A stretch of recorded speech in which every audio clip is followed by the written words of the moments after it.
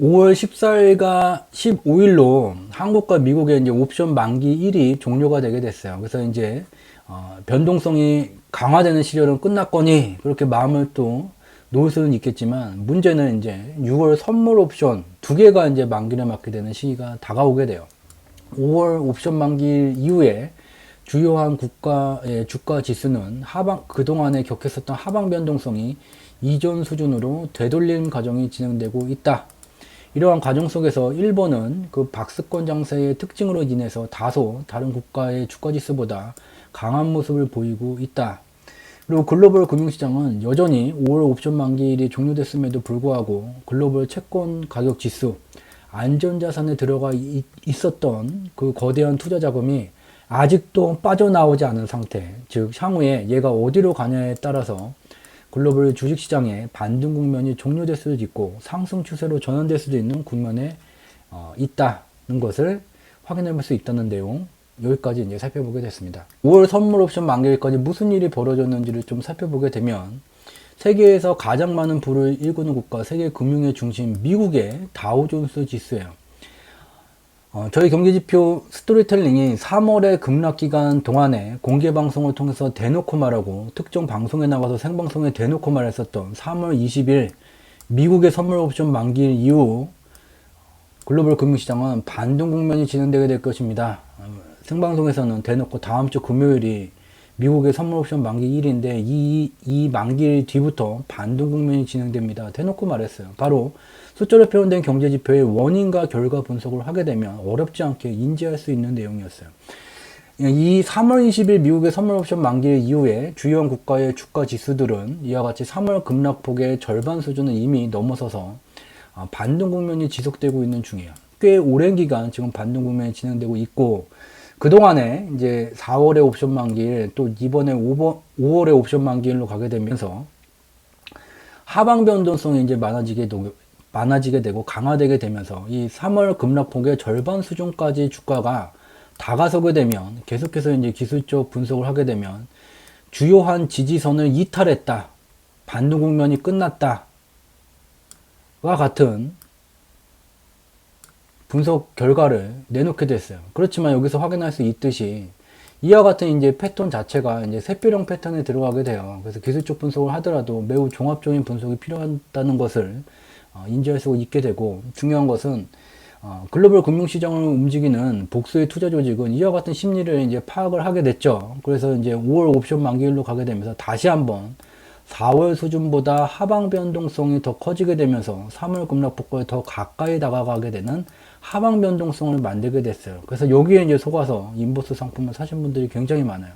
그렇지만 주가는 3월 18일 갭 상승을 하게 되면서 샛별형 캔들 패턴을 완성을 했고, 이전 4월 상한 수준까지 이제 다가선 중이에요. 언론을 보게 되면 이와 같이 5월 18일 날 미국의 다우존스 지수가 3.85% 급등을 했다. 이것은 미국의 이제 바이오 기업 중에 모더나라는 기업이 이제 코로나19 백신을 만드는데 그 일상 임상 시험에서 45명 전체에 대해서 항체가 생성이 됐다. 그래서 이와 같은 희망감으로 코로나19를 퇴치할 수 있다는 희망감으로 3%가 넘는 급등이 나타났다.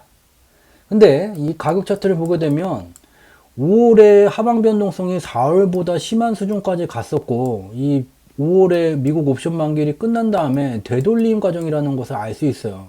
만약에 얘가 이제 곧 출시가 되기 때문에 이제 임상시험 완전히 다 마치고 뭐 다음 달에 당장 나온다, 3개월 뒤에 당장 나온다, 그렇게 된다면 이와 같은 이제 급등이 무리 없이 받아들일 수는 있지만, 급등을 했음에도 불구하고 4월의 상한 수준 정도에서 멈췄어요. 그래서 이것을 기술적 분석을 하게 되면 5월 만기일로 다가가게 되면서 하방 변동성이 격했었고, 만기일 이후에 주가의 되돌림 과정이 진행이 됐을 뿐, 이 임상시험 언제 나올지 아직 명확하지 않은 이 임상시험에서 항체가 생성됐다는 조건만으로 이와 같은 급등을 전체를 다 설명할 수 없다는 것을 알 수가 있게 돼요. 근데 유럽의 또 증시를 보게 되면요, 또 다른 얘기가 나오게 돼요. 유럽 경제권에서 이제 정책 파급력이 가장 큰 국가 독일의 이제 주가지수 닥스 지수를 보게 되면 5월 18일에 미국보다도 더 큰 5.67% 급등이 나타나게 됐어요. 여기에는 이와 같은 급등이 나타나게 된 이유는 코로나19 백신이 곧 나온다라는 얘기가 아니라 여기는 다른 얘기예요. 또 독일과 프랑스가 유럽연합 차원에서 5천억 유로 규모의 코로나19 유로 경제권 회복 기금 조성을 제안했다. suggest. 제안했다는 거예요.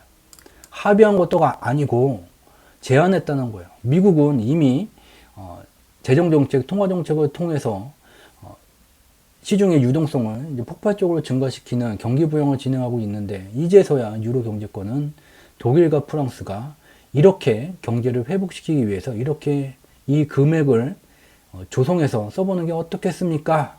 제안을 한 정도예요.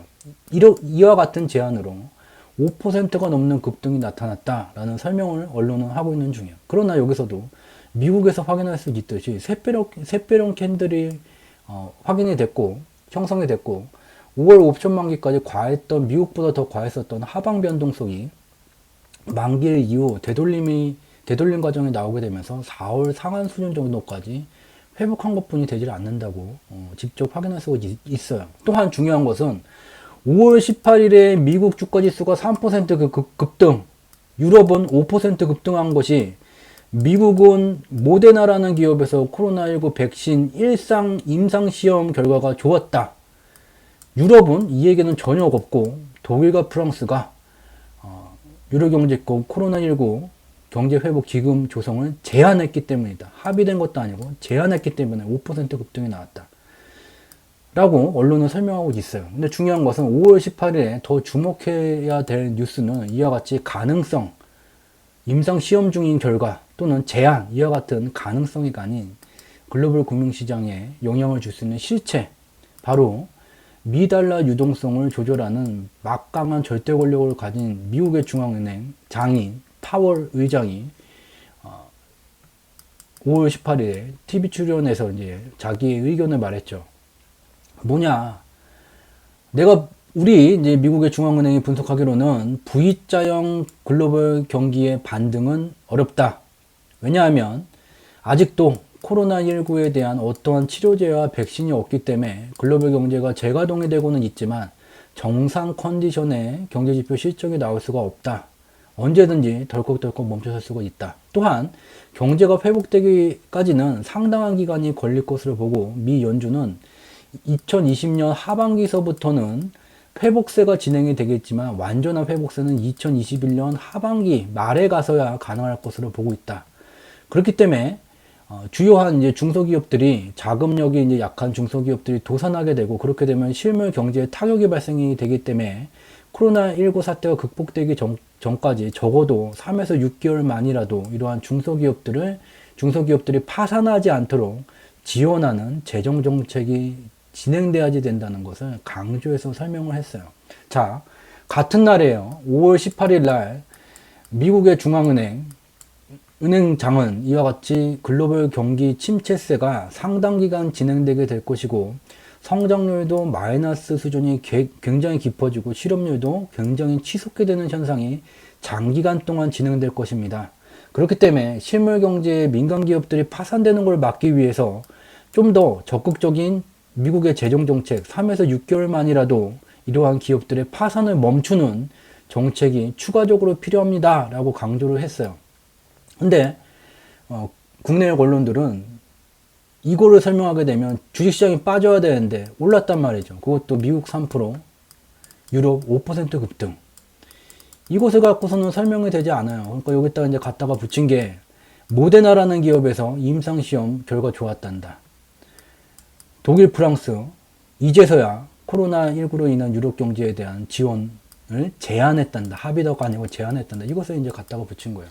실물 경제에 대한 방향성을 분석한 내용은 인류의 물물 교환 과정 속에서 인간이 만든 종이 화폐 중에 가장 이제 물물 교환의 매개체로 인정받은 것이 미달러고 미달러의 유동성을 조절할 수 있는 유일한 기능을 갖춘 곳 미국의 중앙은행장이 이와 같은 분석 결과예요.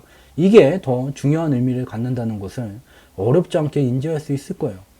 특히 미국의 이제 중앙은행장 파월이 저와 같은 의견을 갖게 된 것은 이제 코로나19의 감염 확산 경로, 감염 확산 지금 국면을 보게 되면 이와 같이 이제 WHO에서 분석한 코로나19 감염자 수예요. 5월 15일 날 기준으로 이와 같은 수를 기록하고 있고, 여기에 이제 경제지표 스토리텔링에 특화된 시각적 방향성 분석 도구인 녹색의 비행기 궤도를 나타나게 됐어요. 녹색의 비행기 궤도는 제일 밑에서부터 태동기, 성장기, 성숙기, 쇠퇴기로 구성이 되게 되고, 어떠한 기업의 주가가 됐던, 어떠한 경제지표의 지표값이 됐던 태동기를 넘어서게 되면 최종 목적지인 쇠퇴기까지 상승하는 상방의 생애를 진행하게 되고, 쇠퇴기에 이르게 되면 다시 새로운 생애를 만들기 위해서 태동기를 귀향하는 경로를 갖게 돼요.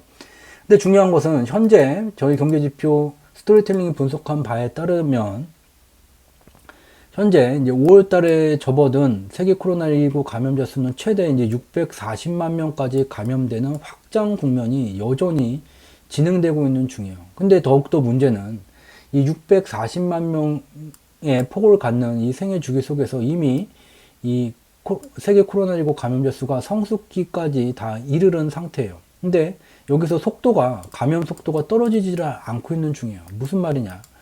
이것도 어떠한 분석기관도 WHO가 됐던 존스 홉킨스가 됐던 어떠한 분석기관도 세계 코로나19 감염 속도가 굉장히 중요한데, 가속되는 구간인지 둔화되는 구간인지 침체되는 구간인지 이것을 파악하는 게 중요한데, 어떠한 분석기관들도 감염 속도라는 것을 분석하지를 않아요. 그래서 저희 경제지표 스토리텔링 자체적으로 세계 코로나19 감염 속도를 분석한 것이에요.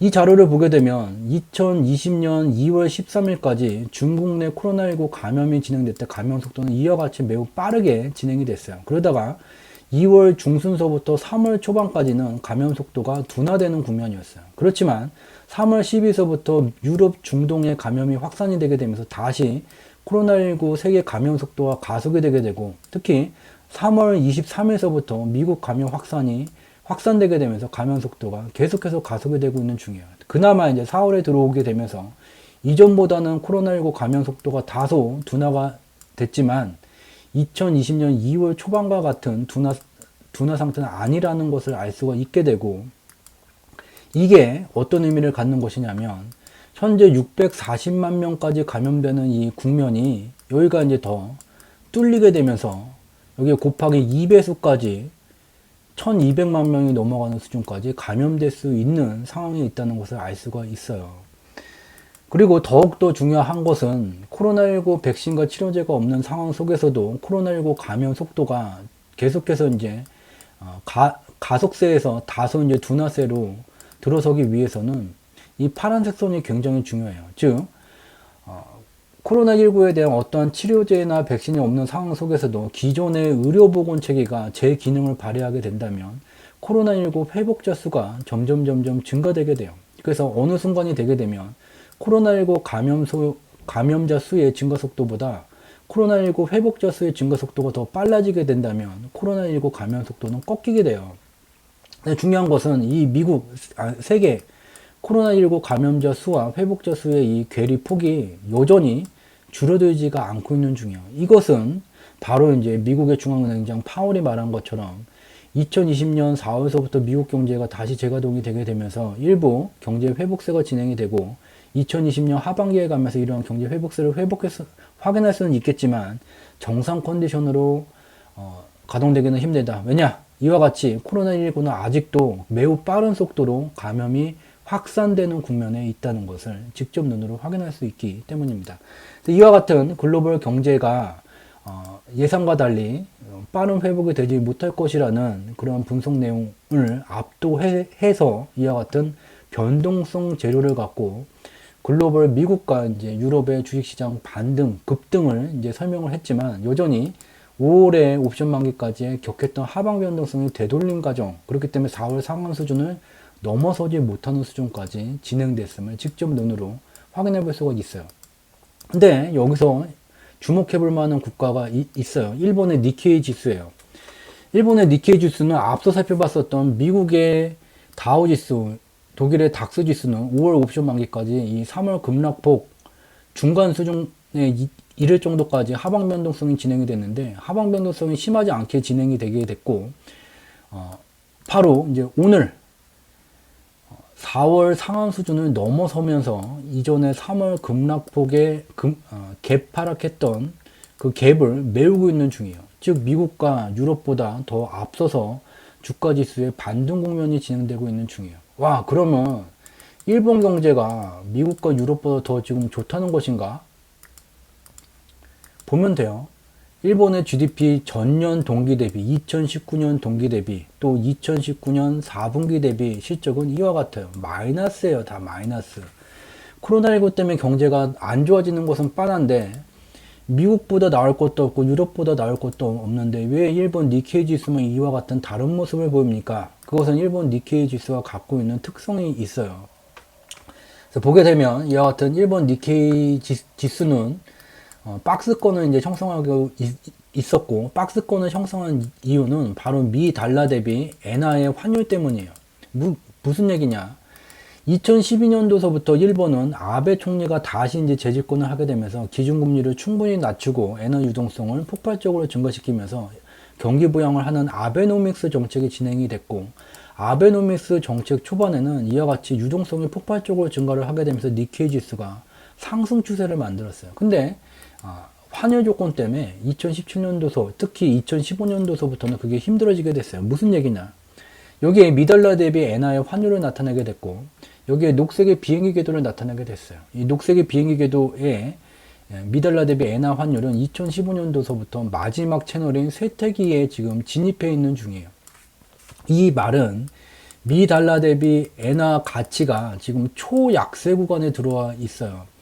아베노믹스가 출발됐던 2012년에는 이와 같이 미달러 대비 엔화의 가치가 강세 구간에서부터 출발이 됐는데 계속해서 엔화 유동성을 폭발적으로 늘리게 되니 2015년도서부터는 미달러 대비 엔화 가치가 초약세를 나타나게 되면서 이전과 달리 엔화의 유동성을 폭발적으로 늘리지 못하는 상황에 진입하게 됐어요. 그래서 그 뒤에 어떻게 됐냐? 통화금융기관을 통해서 시중에 공급되는 유동성, 엔화 유동성 지표를 보게 되면 2017년도서부터는 엔화 유동성이 감소되는 현상이 나타나고 있고 일본 경제의 부가가치를 만드는 창출하는 주체인 민간 기업에게 공급되는 유동성을 보게 되면 2015년도 이래 2017년도서부터 민간 기업에게 공급되는 유동성 자체도 줄어들게 되면서 수출을 비롯한 주요한 경제 지표의 실적이 둔화를 넘어서 마이너스를 나타나는 침체 현상이 나타나고 있던 중이었어요. 그래서 일본 경제가 개선되기 위해서는 아베노믹스 초반과 같이 엔화 유동성을 폭발적으로 늘릴 수 있는 조건이 갖춰져야지 돼요. 근데 다행인 것은 2020년 3월 23일에 코로나19로 미국 경제가 이제 타격을 받게 되고 미국의 중앙은행은 무제한으로 달러를 찍어내겠다는 무제한 양적 완화 정책을 발표되게 됐어요. 그렇게 되면 2015년도 이래 미달러 대비 초약세 엔화 가치 때문에 폭발적인 유동성을 늘리지 못하고 있었던 이 일본 경제가 미달러 유동성이 폭발적으로 증가되는 것만큼 엔화 유동성을 비례적으로 폭발적으로 증가시킬 수 있게 돼요. 그래서 현재 어떤 모습이냐?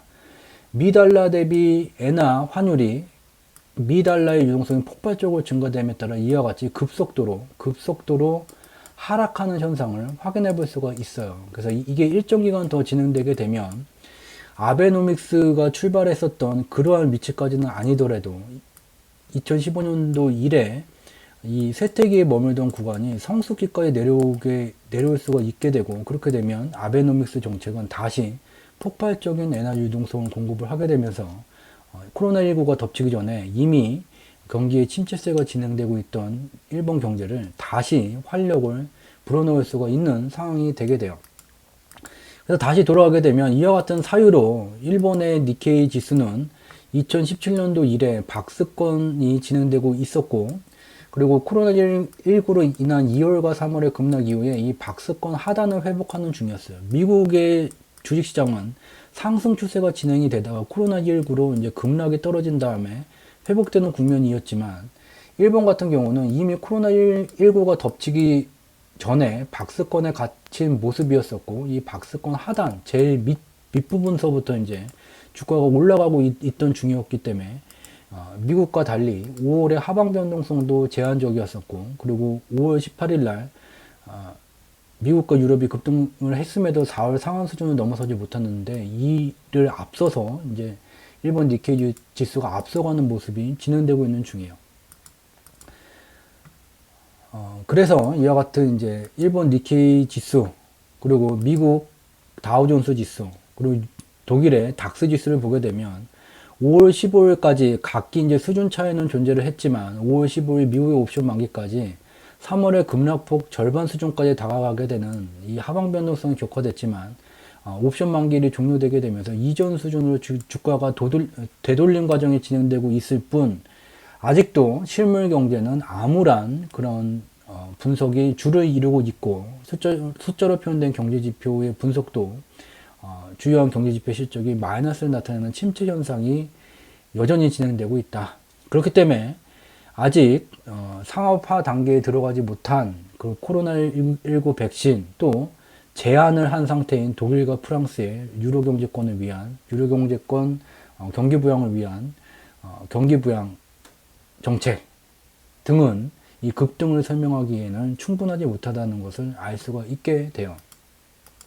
그리고 5월 옵션 만기일 이후에 이제 변화를 보게 되면 여기 글로벌 채권 가격 지수예요. 즉, 이 채권 가격은 주식시장, 위험자산인 주식시장이 급락하던 기간에 이 급등을 하게 됐고, 3월 20일 미국의 선물 옵션 만기일 이후에 이와 같이 이제 급등세는 진정이 되게 됐지만, 이와 같은 급등 시점에 들어갔었던 투자 자금이 빠져나오게 되면 얘가 하락 추세로 가야지 되는데 아직 하락 추세로 전환이 안 됐어요. 그러니까 이때 급등 때 들어가 있는 돈이 그대로 머물면서 수익률 퍼센트 흡족한 수익률을 유지하고 있는 중이에요. 그래서 5월 옵션 만기일 이후에 5월 옵션 만기일까지는 다소 채권 가격이 상승하게 되면서 주식시장의 하방 변동성이 반영이 되고 있었지만 5월의 옵션 만기일 이후에 다시 채권 지수가 개파락을 하게 되면서 여전히 글로벌 금융시장은 3월 20일 미국의 선물 옵션 만기일 이후에 반등 국면이 지속되고 있다는 것을 알 수가 있게 돼요. 향후 이 글로벌 채권 가격 지수가 이 박스권을 돌파해서 상승하게 되면 글로벌 금융시장, 주식시장을 포함한 주요한 금융상품들의 일정 수준의 조정이 나타나게 된다는 것을 알 수가 있고, 글로벌 주식시장이 반등 국면이 아닌 상승 추세가 진행되기 위해서는 얘가 이 박스권을 깨는 흐름이 나와야 된다는 것을 알 수가 있게 됩니다.